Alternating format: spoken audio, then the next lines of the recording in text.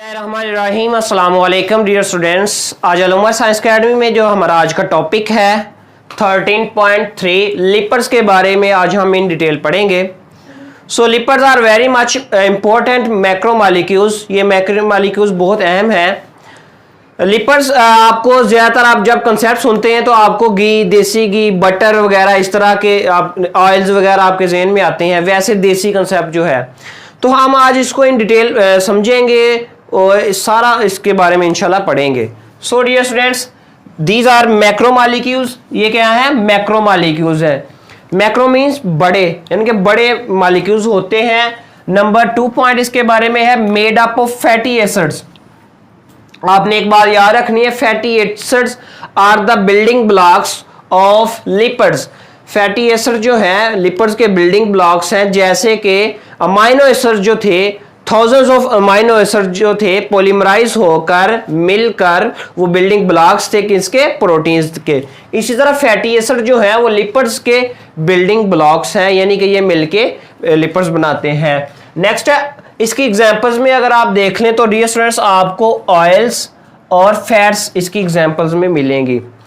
तो ग्लाइसरॉल इसकी डेफिनेशन में आते हैं, कुछ हम पॉइंट डिस्कस करते हैं, फिर हम जो है लिपिड्स के बारे में मैं आपको इंट्रो करवाऊंगा मजीद और, लेकिन इसमें कुछ अहम पॉइंट्स हैं, मैं उनके बारे में कुछ डिटेल्स आपके सामने रखना चाहता हूं।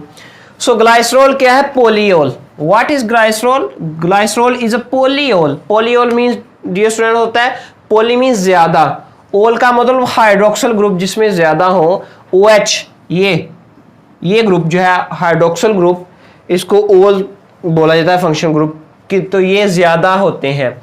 इनका मॉलिक्यूलर फार्मूला जो होता है C3H8O3, यानी इनका मोलेकुलर फार्मूला होता है। अगर मैं आपको बताऊं तो ये देख लें, मैंने इसका स्ट्रक्चर फार्मूला ड्रा किया है।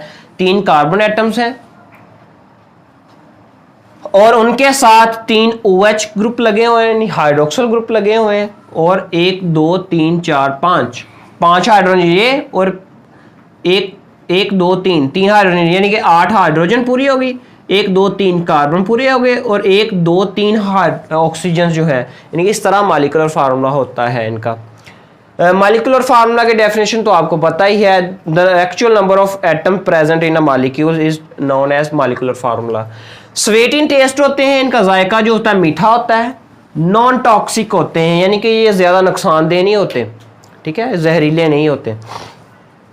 इनकी डेंसिटी क्या होती है? 1.26 ग्राम पर सेंटीमीटर क्यूब इनकी डेंसिटी होती है।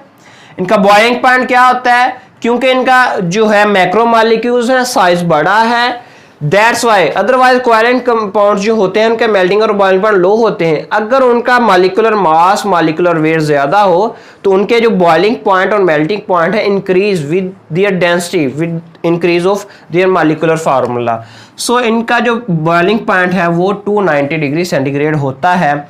अगर आप इनके मॉलिक्यूलर मास के बारे में बात करें तो इसका मॉलिक्यूलर मास आपको पता है, कार्बन के 3 एटम है, कार्बन का एटॉमिक मास 12 है, इसके 8 है, तो 8 16, इसका 16 3 बार जो होता है वो 48 होगा, तो उनको प्लस करेंगे तो आपके पास ये इसका ग्राम 92.093 ग्राम पर मोल आपके पास आंसर आ जाएगा। नेक्स्ट डियर स्टूडेंट्स, इनके आयोपक नेम, जैसे ऐसा यूनिट होते हैं ना, फिजिक्स में आपने पढ़ा है कि मास का ऐसा यूनिट जो है वो केजी है, लेंथ का जो है मीटर है। इसी तरह आयोपक नेम इनके स्पेसिफिक स्टैंडर्ड नेम है केमिस्ट्री में कंपाउंड्स के। तो इनका आयोपक नेम है प्रोपेन 1 2 3, यानी कि ये 3 कार्बन वाली को प्रोपेन बोलते हैं अल्केन को।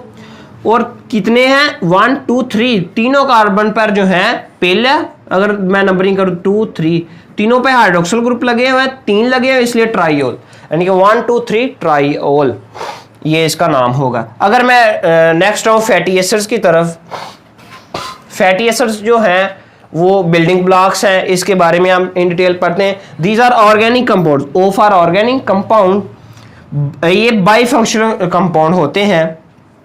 इनका जनरल रिप्रेजेंटेशन, इनको जनरली ज़ाहिर हम किससे करते हैं? RC डबल बॉन्ड OOH, यानी कि डियर स्टूडेंट इसमें 2 फंक्शनल ग्रुप होते हैं। बाई फंक्शनल का मतलब ये है, बाई का मतलब है 2 फंक्शनल ग्रुप कंपाउंड, यानी कि एक देखिए ये कार्बोनाइल ग्रुप है, और ये हाइड्रोक्सिल ग्रुप है, यानी कि इसमें दो फंक्शन ग्रुप लगे हुए हैं।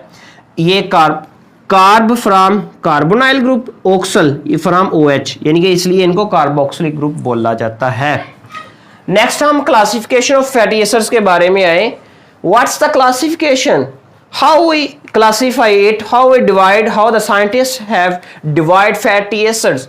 Fatty acids have been divided into two main classes on the basis of chain and on the basis of saturation. So if I see on the basis of chain length, तो हमारे पास चार categories हैं। चार categories कौन सी हैं वो हम देखते हैं।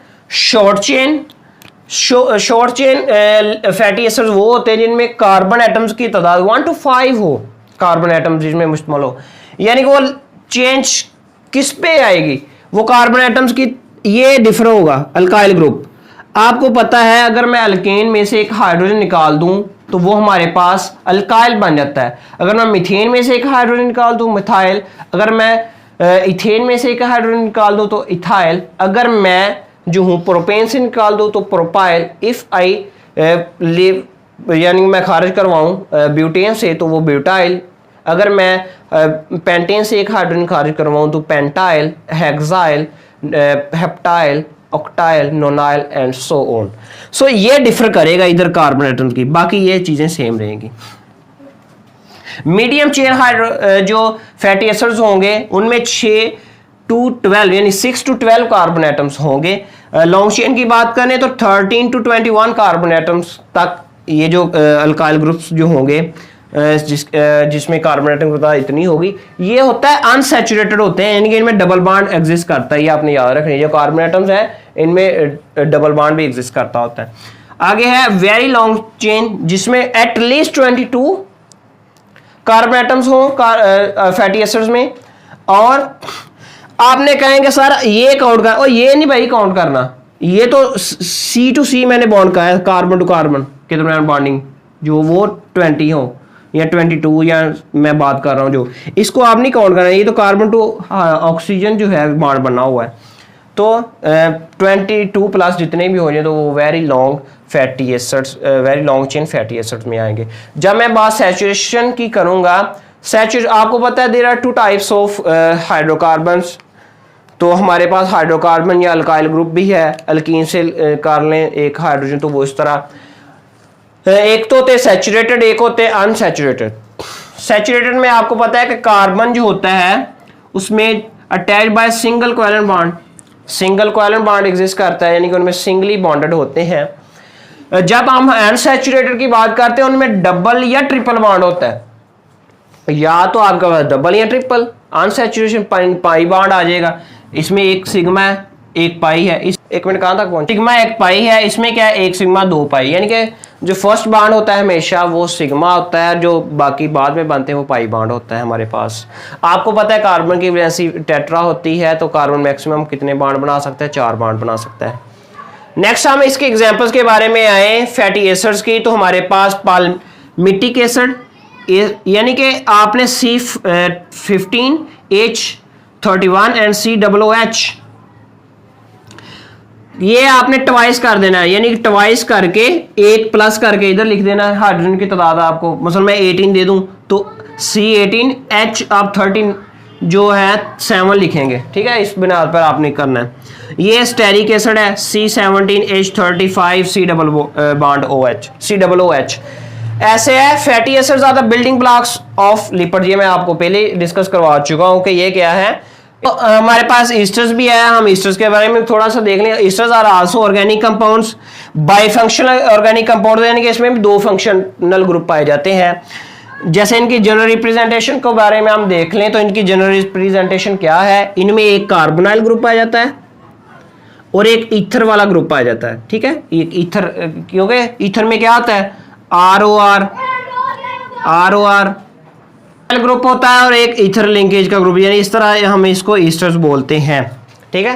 तो नेक्स्ट हम आ जाएं जी अबाउट लिपिड्स के बारे में। अब मैंने कहा था मैं आपको फिर थोड़ा सा बताऊंगा। लिपिड जो होते हैं ये मैं 3 पॉइंट्स आपको बताए, उसके बाद ये है oils and fats are esters, oil और फैट्स जो होते हैं वो ईस्टर्स होते हैं, यानी हमने ईस्टर्स का पढ़ा, दो में बाइफंक्शनल ग्रुप होते हैं ऑफ लॉन्ग चेन कार्बोक्सिल, यानी कि क्या होते हैं लॉन्ग चेन, ये हमने पढ़ा ना लॉन्ग चेन कार्बोक्सिल ग्रुप होते हैं विद, यानी कि ये हमारे पास जो है पाल्मिटिक एसिड और स्टेरिक एसिड, ये भी लॉन्ग चेन जो है आपके पास फैटी एसिड्स में आते हैं।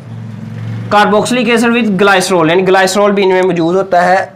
इसकी मिसालों में क्या आता है, ऑयल्स मैं अगर देखूं इसका जनरल स्ट्रक्चर फार्मूला वो क्या होता है, अगर आप 3 कार्बन आइटम इधर कर लें, इधर आपके पास कार्बोनाइल ग्रुप है और इधर O, यानी कि ईस्टर लिंकेज के साथ ये इस प्रोपेन के साथ अटैच होंगे, तो इस तरह ये हमारे पास एग्जिस्ट करता है। Oils are liquids at 25 degree centigrade, यानी कि ऑयल जो होते हैं हमारे पास रूम टेम्परेचर पर लिक्विड्स होते हैं, माया की हालत में एग्जिस्ट करते हैं। ट्राइग्लाइसराइड है, इनमें 3 ग्लाइसराइड ग्रुप होते हैं। फैट्स आर सॉलिड्स, जब आप फैट्स की बात करें, आपके जहन में फैट्स का कंसेप्ट आए, तो फैट्स जो होते हैं वो सॉलिड्स होते हैं एट रूम टेम्परेचर, यानी कि रूम टेम्परेचर पर।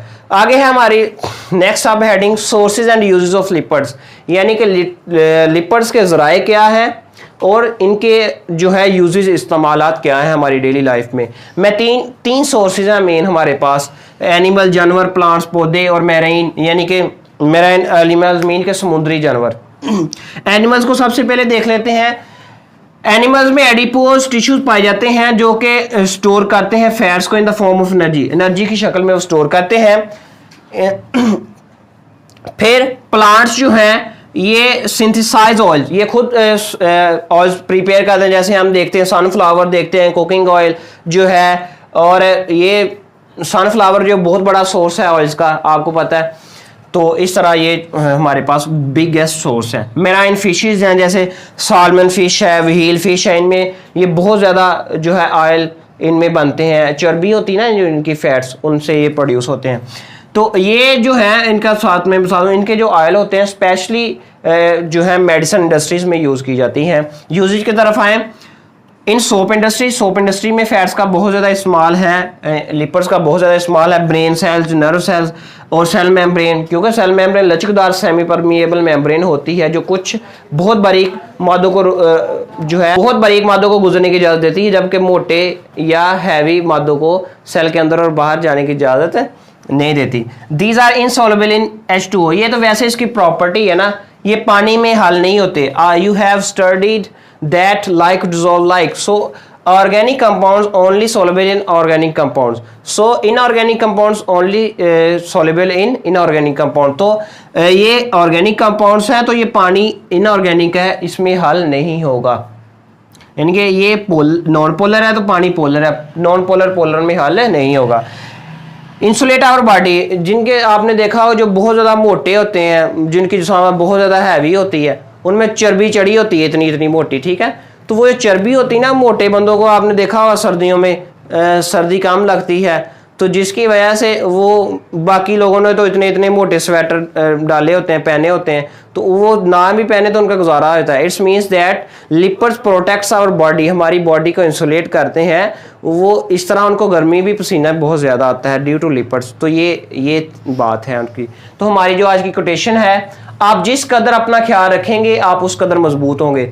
सो अभी हमारी बात इसी के रिलेटेड हो रही थी, सेहत के रिलेटेड ही, लेकिन यही बात है कि if you care your self, यानी कि अगर आप अपनी सेहत का ख्याल रखते हैं तो इसका मतलब आप अपनी सारी ज़िंदगी फ्यूचर का ख्याल रखते हैं। मीन्स टू से दैट अगर आप अपनी सेहत का ख्याल नहीं रखते तो आप ज़्यादा हार्डवर्क, ज़्यादा वर्क कैसे कर पाए। वर्क ज़्यादा करने के लिए आपको अपनी सेहत का ख्याल, आपने पढ़ी हुई ना quotation, sound body has a sound mind, तो उसके लिए आपको एक्सरसाइज ज़रूरी है, आपको मुनासिब डाइट ज़रूरी है, आपको बेस्ट खुराक की ज़रूरत होती है। आप अपनी अच्छी और सादा खुराक खाया करें। जब आप अच्छी और सादा खुराक खाएंगे उससे क्या बेनिफिट होगा, आपकी सेहत बेहतर रहेगी, जिस वजह से आपकी बॉडी में बेहतर रहेगी। एक साउंड बॉडी में जो साउंड माइंड होता है तो आपके जहन में अच्छे ख्यालात आएंगे और आप जो है अच्छी प्लानिंग कर पाएंगे, जिसकी वजह से आपके फ्यूचर में भी बहुत ज़्यादा कामयाबियाँ समेटने में आपको मौका मिलेगा। थैंक यू, अल्लाह हाफिज़।